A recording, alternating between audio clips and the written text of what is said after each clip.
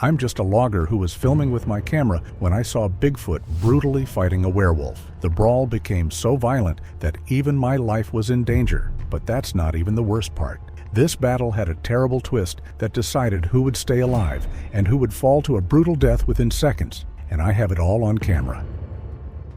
The frame is already shaking when the footage begins. I don't remember pressing record. I don't remember pulling my phone out. The camera is up and running before my brain catches up, and in those first lurching seconds, the image swings wide, catches bark, catches sky, catches nothing, and then it finds them. Bigfoot is standing at the far edge of the clearing, maybe 40 feet out, and Bigfoot is 8, maybe 9 feet tall, shoulders like the hood of a truck, fur matted and dark and moving in the way that wet animal fur moves. Bigfoot has one hand wrapped around the throat of a naked man. The man's feet are 6 inches off the ground. Maybe 8? How long can I stand here filming before that thing notices me too? The clouds break in that exact moment. I swear they do. I've watched this footage 100 times and they break right there. And full moonlight comes down like a stage light into the clearing, and everything sharpens, gets hard-edged and silver-washed and brutally clear. The naked man starts to convulse. Not a tremor, not a flinch. It was a full-body seizure. Spine arching backward at an angle I've never seen a human spine make. And I work in timber. I've seen what a falling tree does to a man's back, and this was worse. I remember thinking, he's having a medical episode. He needs help. I need to call someone. I remember thinking that for about 4 seconds, until the man's fingers started to change. The fingers were the first thing. They elongated, joints cracking one after another in a sound that the microphone picked up even at 40 feet. A rapid sequence of pops like a knuckle-cracking compulsion taken to a horrible extreme. Then the jaw. The jaw unhinged downward and forward, not dislocating in the way a jaw can dislocate, but growing, the bone stretching the skin ahead of it. I've logged in the backcountry for 11 years. I've seen bears up close. I've seen what a cougar does to a deer carcass. Nothing I have ever seen prepared me for watching a human being's proportions rearrange themselves in real time. Bigfoot tightened its grip in response, not out of fear, I don't think, but out of instinct, the way you hold tighter when something you're gripping starts to fight back. The neck under Bigfoot's palm was thickening. The whole body was thickening, mass appearing from somewhere that biology has no framework for, maybe 30 pounds of it, maybe 40, accumulating in the torso and shoulders in the span of seconds. That's when I realized that he was transforming into a werewolf. If this is real, what does that make the thing holding? Him. And what chance do I have against either of them? Bigfoot released slightly. I caught that. You can see it in the footage, this fractional loosening. And I think Bigfoot was recalibrating, adjusting the grip for new geometry. But the geometry wasn't done changing. The skin across the back split in a line along the spine, and hair erupted through the gap in dense, dark patches, spreading outward like time-lapse mold, covering the shoulders, the arms, the thighs. The legs bent backward at the knee in a way no human knee bends. The digitigrade curve of an animal's leg, the heel rising, the weight transferring to the ball of the foot, and then to elongated toes that pressed hard into the dirt. A muzzle, a full extended canine muzzle pushing out from where a human face had been, 6.5 feet. The werewolf stood upright in Bigfoot's grip and bit down on Bigfoot's forearm hard enough to force the hand open. I heard Bigfoot make a sound, not a roar yet, something. Lower, something that came up through my chest before it reached my ears, and Bigfoot pulled the arm back. Blood caught the moonlight, dark but unmistakable. The werewolf dropped the last 2 inches to the ground, and both of them squared off in the silver-lit clearing while I stood at the tree line, not breathing. Should I run now while they're focused on each other, or is moving what gets me noticed? Now what happened next is something I've never even imagined in my life. The werewolf circled left, but Bigfoot didn't circle. Bigfoot stood square, shoulders forward, weight settled, watching the werewolf move the way a man watches a dog he isn't afraid of. I have thought about this a lot since. The way Bigfoot's body language communicated something close to patience. Not hesitation, but patience. Like Bigfoot had done this before, or something close enough to this that the rhythm of it was familiar. The werewolf moved faster, cutting a tighter arc, and then it lunged. Bigfoot swung, a wide backhand, arm coming around like a gate, and it connected with the werewolf's torso with a sound I can only describe as a full-body thud, Not a crack, not a slap, but a dense, low-frequency impact that my phone's microphone turned into a clipping distortion. The werewolf left the ground. It didn't stumble. It flew sideways, 6 feet, 8 feet, hit a fallen log, and went over it, landing in the dirt on the other side. I think that at that moment, I took a step back, because the footage shakes on that part. The werewolf came back up before I finished stepping. If something can take a hit like that and keep moving, what does it take to actually stop it? Low stance, haunches dropped, muzzle forward, that same left-hand arc resuming like the impact had only been a pause.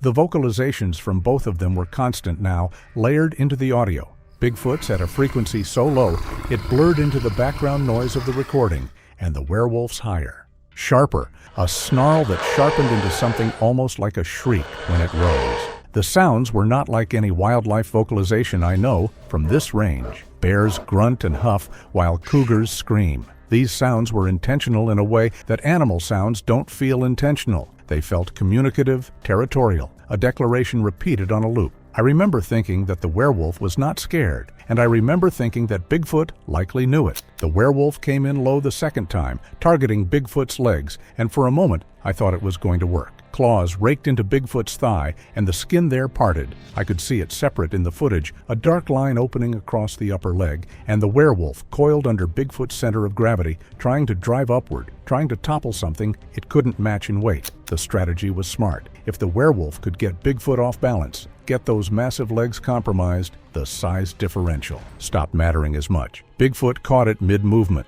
one hand behind the neck, one on the hindquarters, and then Bigfoot lifted and slammed the werewolf into the ground from a height of maybe 3 feet, full body weight behind it, and the impact kicked up a spray of dirt that crossed the frame like smoke. How many hits like that can either of them survive before something finally gives? The camera blurred. I was trying to zoom, and the digital grain just exploded. Pixels breaking apart, the image going to mud for 2 full seconds, while the audio ran clean and clear. And the audio was just the concussive boom of the impact, and then the wet, rapid snap of the werewolf's claws finding purchase on Bigfoot's chest. The werewolf drove upward the instant it hit ground, before the dust settled. Claws raking across Bigfoot's chest in a motion so fast it looked like a single event, rather than 4 or 5 separate tears. I heard the tearing. I thought it was clothing for half a second. A tearing fabric sound. And then I remembered that Bigfoot wasn't wearing anything you could call clothing, and I understood that what I was hearing was skin. Dark liquid ran down Bigfoot's chest and caught the moonlight the same way the arm wound had.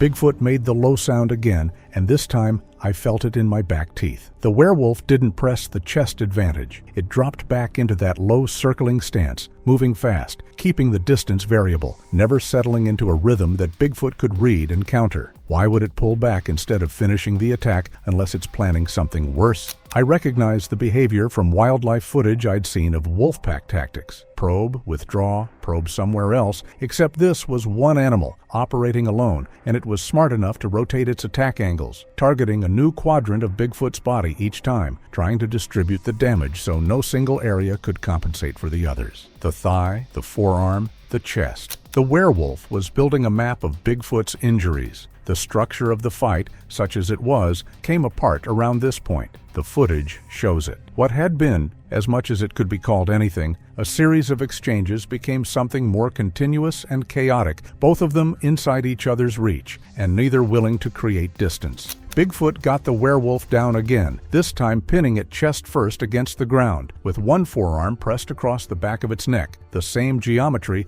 as the opening grab, but inverted, and for about 3 seconds, Bigfoot held it. The werewolf's claws dug into the dirt, gouging, and then its neck bent sideways, and those jaws found Bigfoot's shoulder. I cannot fully convey what the werewolf did with those jaws once they were locked in. It shook its head. I swear it wasn't a twitch, but a full, violent lateral shake, the way a dog breaks a rat's neck, weight and momentum transferred through the bite into Bigfoot's shoulder joint. If that bite lands just a little higher or deeper, does that end Bigfoot right there? Bigfoot roared, full volume, unrestricted, and the microphone just collapsed under it, the audio waveform flatlining into red distortion for a second and a half, and in that second and a half, every bird left the trees within a quarter mile, and even I felt my vision go slightly gray at the edges. At that moment, I was scared for my life, but I also couldn't run away from this bloody spectacle. I had been holding my breath. The werewolf released the shoulder the moment Bigfoot's body recoiled, and for a split second, the two of them separated by maybe 2 feet.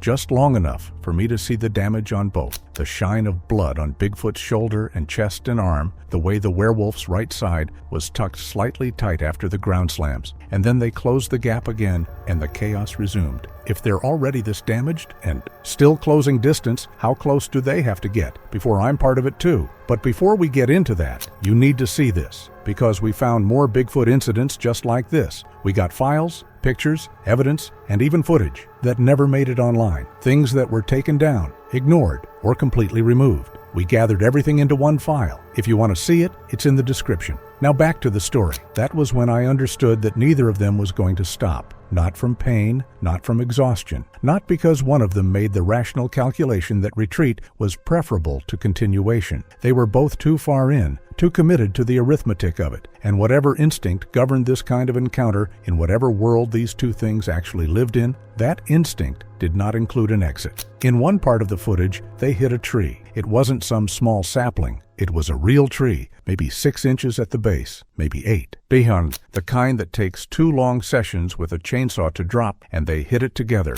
both bodies slamming into the trunk in a tangle, and it snapped. It started with a sustained groan and then a crack, the root system pulling partly free of the ground on the near side, and the tree came down at an angle across the clearing, branches scraping dirt. Neither of them acknowledged it. The tree came down around them and through them, and they kept going. The werewolf using the falling mass as a momentary prop, getting a leg up on a rolling branch and launching off it back toward Bigfoot's midsection. Bigfoot absorbed it, staggered back half a step, the first half step backward I'd seen from Bigfoot in the entire fight, then planted and drove forward. If Bigfoot is finally being pushed back, does that mean the balance is shifting or just getting more dangerous for anything nearby? The ground around them was already carved up. I could see the trenches even in the low light, furrows a foot deep where feet had driven hard into the soil looking for traction. The clearing's floor churned into something that looked like a quarry floor, soil and broken root, and kicked stone. The radius of the damage was spreading outward with each exchange, the fight-eating territory consuming the landscape around it. The werewolf flew it in a way that Bigfoot wasn't, got partway up Bigfoot's back, climbed it like terrain. Claws sinking into the fur at the shoulders and neck, rear legs pushing off Bigfoot's lower back for leverage, teeth going for the base of the skull. I remember thinking that if those teeth found what they were looking for, the fight was over in the next second. The reach wasn't right, or Bigfoot moved fast enough. Bigfoot's arm came back blind, fingers finding fur, and the werewolf came off the back and over the shoulder in a single throw, clearing 10, maybe 12 feet before hitting the ground on its side. The impact sounded like a bag of wet cement. Dropped from a second-story window. I thought I was watching something die. The werewolf was up in 3 seconds. That was the moment I stopped being able to make predictions about how this ended. If I can't even predict what kills either of them, how am I supposed to predict what keeps me alive? I could see the accumulation now. Bigfoot was bleeding from 3 places that I could identify from my position. The forearm from the initial bite, the chest from the raking counter, the shoulder from the lock and shake. None of them individually would have slowed something that size, but together they were laying a wet shine across Bigfoot's fur that the moonlight caught consistently. The injuries compositing into something that was beginning to matter. The werewolf was compensating. I hadn't noticed it happening in real time, but watching the footage back, I can see the moment the leg started to favor. After the major ground slam, the right rear leg began carrying slightly less weight, the gait subtly off balance, the rise after impacts fractionally slower than it had been at the start of the fight. If it's already compensating, how much longer can it keep fighting before something gives out completely? Each time the werewolf went down, it took a beat longer to come back up than the time before. 1/10 of a second, 1/4 of a second. Small enough that you'd miss it if you weren't watching for it, accumulating across exchanges into something measurable. They were both breathing loudly enough for the microphone to catch it over everything else. Heavy, rhythmic, the kind of breathing that has nothing voluntary left in it, just the body demanding oxygen, the maximum sustainable rate, and not getting enough. Bigfoot's targeting changed. I don't know how to explain this except to say that it was visible in the footage. Bigfoot stopped going for the center of mass and started going for the head, for the spine. It was very specific and deliberate. The werewolf was reacting to what Bigfoot was doing. Bigfoot was deciding what to do next. The gap between those two things was becoming the whole fight, and both of them could feel it. Bigfoot caught the werewolf mid-lunge, a full frontal catch, both arms locking around the werewolf's torso just below the shoulders, hands meeting behind the werewolf's back. A bear hug, if a bear hug were applied by something that outweighed a grizzly. If it locks in a hold like that, is there any way the werewolf gets out without losing something vital? I heard the sound that followed, and I still don't know exactly what it was. A cracking, dense and organic that could have been ribs under compression, or it could have been branches under the combined weight, as both bodies ground together. Maybe both. The werewolf's claws were at Bigfoot's face, partially, raking. The motion blur in the footage at this range is significant. The camera was struggling, the image smearing into grain, but the hold didn't break. Bigfoot began to squeeze. I could see it in the posture, in the way the arms tightened incrementally, the body mechanics of compression rather than impact, and the werewolf's response was every claw it had going for Bigfoot's face and throat simultaneously. One set caught Bigfoot across the cheek and the side of the jaw. I can see the lines in the footage if I pause at the right frame, and Bigfoot's head turned away from them, but the arms didn't open. Bigfoot drove the werewolf backward 3 steps, and then the motion changed, Bigfoot's head dropping toward the werewolf's shoulder and neck, and the movement that followed was unmistakable for what it was, even through the blur. It was a bite. Bigfoot actually bit down. If Bigfoot is willing to bite too, what line is even left that either of them won't cross to finish this? The werewolf went rigid in the hold for a full second, not struggling, not raking, just completely still. And that stillness was somehow worse than everything that had preceded it, because it read like a system going into shock. I almost stopped recording. I had the phone halfway to my pocket before I realized my hands were still raised and I was still filming. I don't fully understand that decision even now. I just kept going. The werewolf tore free, not a controlled escape, a tearing in both the figurative and literal sense. The werewolf's body torquing hard to the left and ripping out of the hold at whatever cost that extraction required. And what the werewolf left behind in Bigfoot's grip, I am not going to describe in detail, but it was a chunk of flesh. The werewolf hit the dirt on all fours for a moment, not fully upright, sides heaving in short, rapid cycles, and the muzzle lifted, and I could see the labored quality in the breathing even from 40 feet. Something had broken. Something was badly wrong. And then the werewolf stood up and went for Bigfoot's throat. Not the shoulder, not the chest, the throat. A direct, straight-line attack. No circling, no feint, just full commitment to a single target in a final total expenditure of whatever reserve the werewolf had been holding back. If this is its final move, does that mean one of them is about to die, or that everything is about to get even more out of control?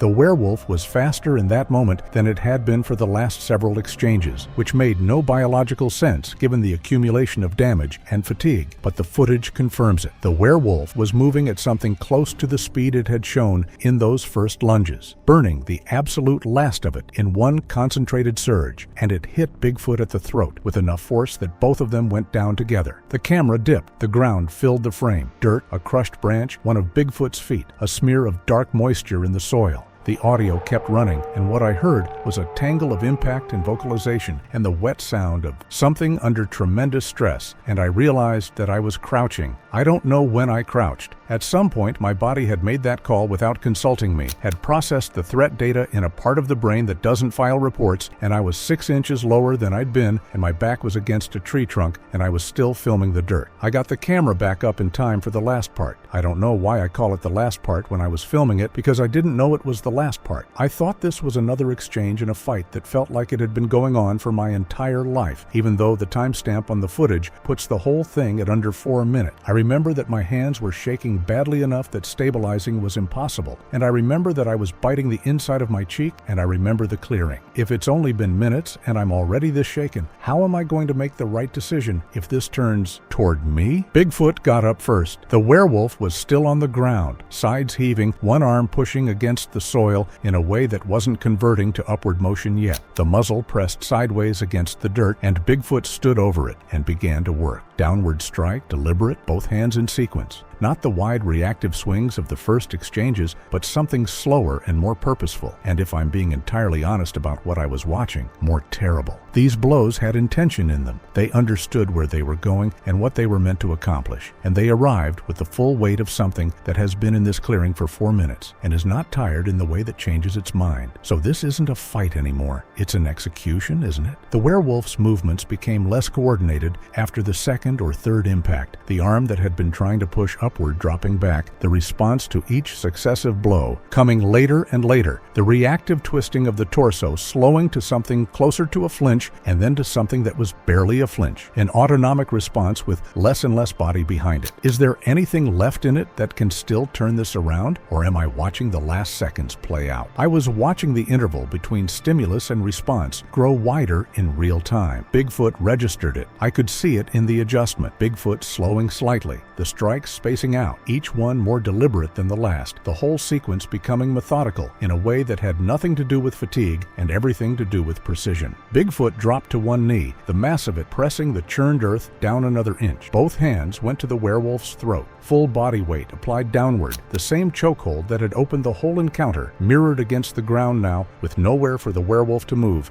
no transformation in process to interrupt it, nothing left to change the equation. I thought about the naked man who had stood at the beginning of this with his feet 6 or 8 inches off the ground, Bigfoot's hand around his throat, convulsing in the moonlight. I thought about how that man was gone in a way that made no anatomical sense, and how the thing on the ground in front of me was what had replaced him. I thought about how none of this was something I had language for, and how I was running out of places to put it. There was no transformation this time. There was nothing to interrupt. Bigfoot pressed down and held. At what point did that man stop existing? And is this the exact moment it becomes final? The werewolf's movement stopped gradually. If I had been hoping for a clean ending on the footage, I didn't get one. It was a slow reduction, each second of motion less than the second before, the body winding down through stages rather than stopping, and I'm not sure I can identify the exact frame where it became stillness rather than exhaustion. I've watched that section of the footage more times than I've watched any other section, and I still can't put my finger on the precise moment. Bigfoot held the position for what the timestamp shows was 17 seconds after the werewolf went still. 17 seconds is a long time when you're counting. Bigfoot released, then stepped back. The Sasquatch stood over the werewolf and watched it for movement, chest rising and falling in long, labored cycles. A slight sway in the stance that wasn't there at the beginning, weight shifting fractionally in a way that read as injury rather than choice. The clearing was silent in a way that clearings aren't when there's been noise. The insects weren't back, the birds weren't back. Everything within earshot had evacuated and hadn't returned yet. I've been in the woods after a gunshot, and after a rock slide, and after a bad equipment accident, and the quiet is the same each time.